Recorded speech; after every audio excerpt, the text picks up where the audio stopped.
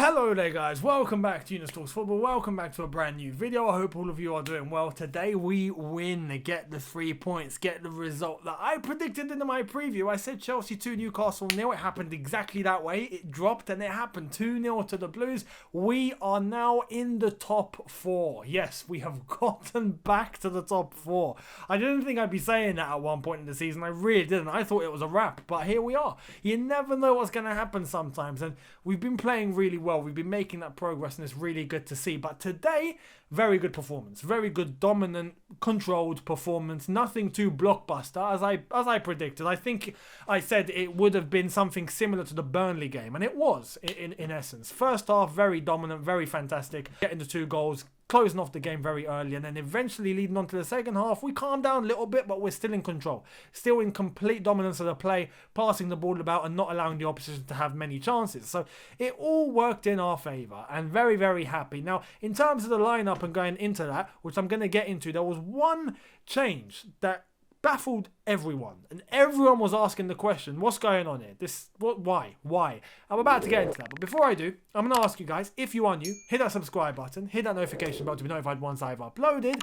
Let's get into the starting 11 that Thomas Tuchel went with and caused controversy before the start of the game. Here it is. We started with Kepa ahead of Edouard Mendy. There's something I thought I'd never say. Back 3 of Azpilicueta, Christensen and Rudiger. Hudson-Odoi as right wing back. Marcos Alonso as left wing back. Jorginho and Kovacic as the 2 in a double pivot. Mason Mount just ahead of them. And Tammy Abraham alongside Timo Werner up front. Obviously before the game, I said there was controversy regarding Kepa.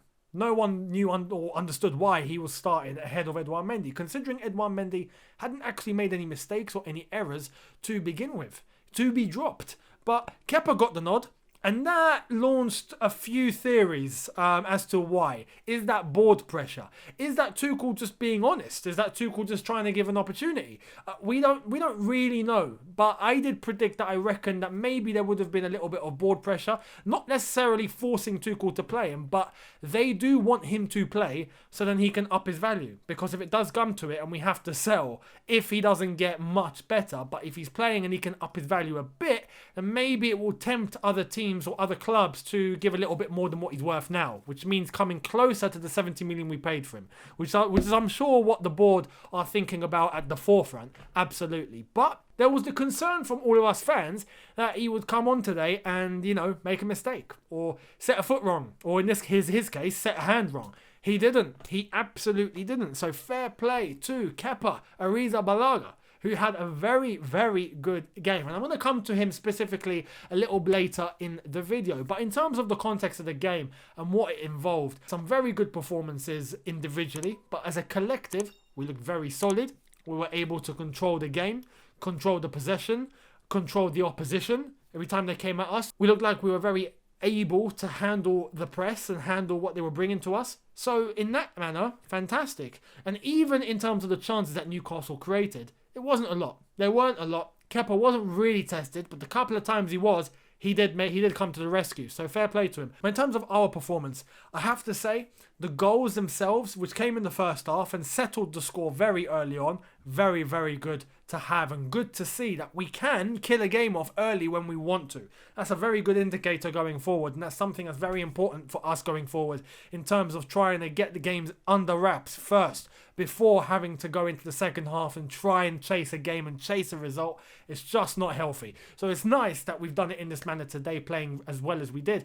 It started off with the Tammy Abraham incident where he was, some would say fouled in the box, but he went down and Lascelles went in for a tackle. As far as I'm concerned, got the ball. That's just the way that I see it. I think it wasn't a penalty. Yes, Tammy Abraham did go down and I think twisted his ankle in the process of that tackle. But to give that as a penalty or as a foul, personally, I wouldn't have. I can understand why that wasn't given. But the unfortunate thing is Tammy Abraham did go off injured. He did go off injured. I do believe it's a twisted ankle. I hope it's not bad. He did walk off unaided, so it's looking like it's not going to be anything serious. If any of you have twisted your ankle before, you would know. It's a week, maybe, of swelling, and then it goes down, and then you're back to normal. So hopefully Tammy won't be out for that long. Hopefully just a week or so tops. If it can be sooner, that would be great. But He came off, and it was at that point where we were all thinking, oh my God, this is going horribly wrong. You know, Tammy's just come off, he's injured, we've had to bring Giroud on, already one sub made, it's still 0-0, oh my God. But this just shows you, sometimes in life, yeah, sometimes there's a bad thing that happens, and then immediately after the bad thing, many good things come along. Sometimes you need that one bad thing to be a catalyst to many good things coming into your life, because that is exactly what happened. Giroud came on, and then Timo Werner got hit in the face. Now, he got hit in the face, he got a cut lip because of it. He went off, got some treatment, wept off the blood, he definitely tasted some, but as soon as he tasted some, he came back onto the pitch. He was on absolute smoke. You could see that he was a new man alive, a new man rejuvenated, because as soon as he came back on, it was like a new Timo Werner was born.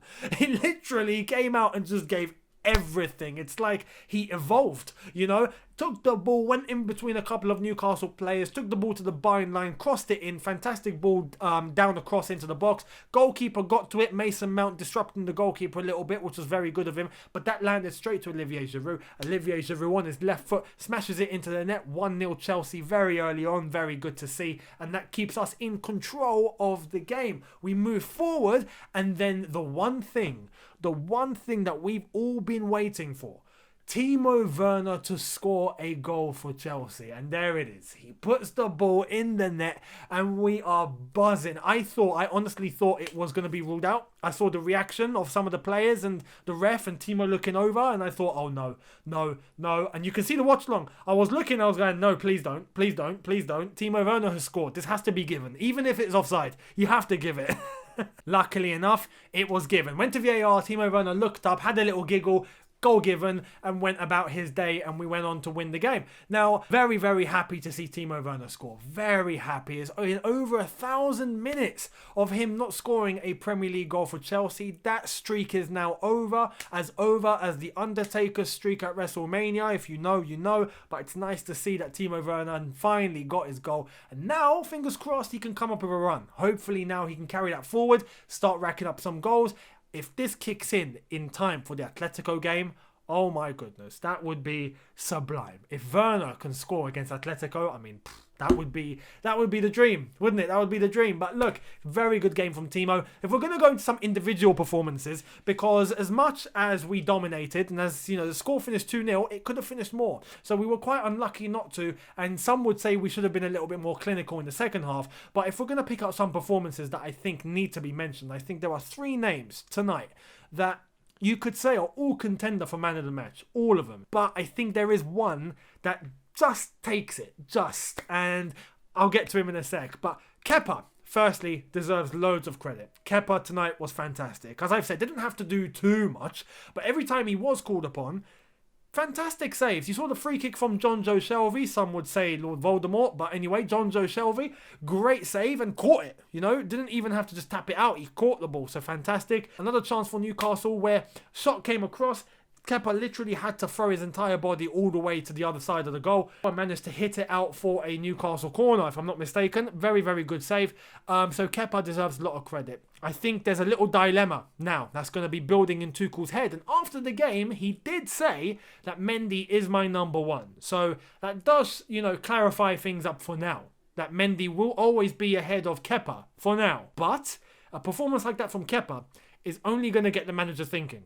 And if Kepa can be relied on, and every time he's called upon, he puts in a performance like this, well, it's definitely a shout for, you know, making the manager, the goalkeeping coach, and everyone else think, hey, you know what? Maybe he's got what it takes to become the number 1 again. Maybe. Anyway, I'm not going to judge it all on one game, but he done very well tonight. Fair play to Kepa. Well done. And I hope he continues that the next time he is called upon. Now, the other player I wanted to mention has to be Timo Werner. Because, as I've said, the moment he got a busted lip, he came on and just transformed into the Timo Werner that we signed from Leipzig. You know, that was it. And he deserves man of the match, I feel. He does deserve it.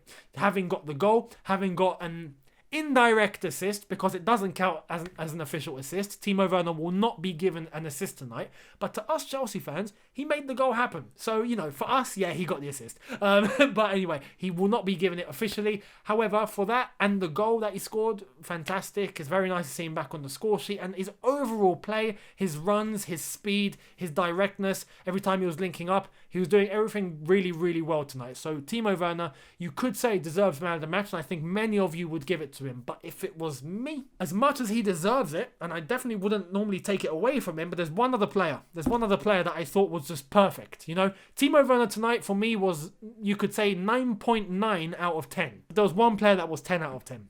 10 out of 10. Mateo Kovacic. Oh my God. Oh my goodness. Mateo Kovacic tonight looked like flipping prime Zidane, prime Pirlo, prime Iniesta rolled into one. Because I'm just being real. Tonight, Kovacic ran the show in every single factor. I can't fault him for one thing. He didn't make one mistake. He was everywhere. He was doing everything. He was getting into great positions. He was taking players on. He won every single dribble, I think. Everything, every single pass he made. Everything was spot on. It was spot on. Every tackle, every time he came back, everything was brilliant. Positioning, whatever you want to say, he done it. And that is unreal. And this is why I've always known Mateo Kovacic is a good player. You can't give up on Kovacic. He's a top player. We know this. It's very nice to see that now he seems to be getting back into the role of things, because this is the Mateo Kovacic that we know. This is the Kovacic that won Player of the Year last season. This is Kovacic. So for me tonight, he was brilliant. Brilliant, brilliant, brilliant. So he gets man of the match for me. I have to give it to him, just ahead of Timo Werner, which is a shame, because as I said, I think they both deserve it. But Kovacic was just out of this world. Out of this world. And it's a shame he didn't get a goal. He doesn't score many goals. But I hope it happens for him one day. So overall, very, very good performance. We're into the top 4. We've got another win, and the streak continues under Thomas Tuchel. We still haven't lost a goal. We still haven't conceded, except for that one own goal that Rudiger, scored very ridiculously. But anyway, the race to top 4 now is looking very, very good and in our favour. We are only 4 points behind Man United and Leicester. We are level on points with West Ham, having a better goal difference than them. We go above Liverpool, and Liverpool could now drop into 7th if Everton win their 2 games in hand, or at least one of the games in hand. But if they win 2, they go above us as well. So we're going to have to keep our eyes on Everton and see what happens. However, now we are in the top 4, 4 points behind United and Leicester. That should be where our eyes are now. Catching United, catching Leicester, going above them and getting 2nd place. That would be great. That would be fantastic. Going for first is a bit ludicrous. I think it's safe to say Manchester City, 11 points ahead of us now, are on course to win the title. So, I think that's a given. So 2nd would be a great achievement for us this season. Let's hope it happens after the shambolic start to the season we had. It would be incredible if we got 2nd. So let's see what happens. But let me know what you think in the comment section below. What's your reaction to today's game? Who do you think got man of the match? Your opinion on the goals, Timo Werner scoring, let me know. I'd love to hear it all. Hit the subscribe button if you are new. Hit that notification bell to be notified once I've uploaded. And yeah, Chelsea in the top 4. We're finally back in there. Now it's time to stay there. Now it's time to also keep one eye on Atletico Madrid, because there's only 8 days to go. 8 days to go till we play Atletico. Yeah, that rhymes, but it's not going to be funny when we play against them. It's going to be very serious. So we'll see what happens, but I'll see all of you tomorrow for a brand new video. See all of you then. Thank you so much for watching. Have a good one. Look after yourselves. Take care and peace.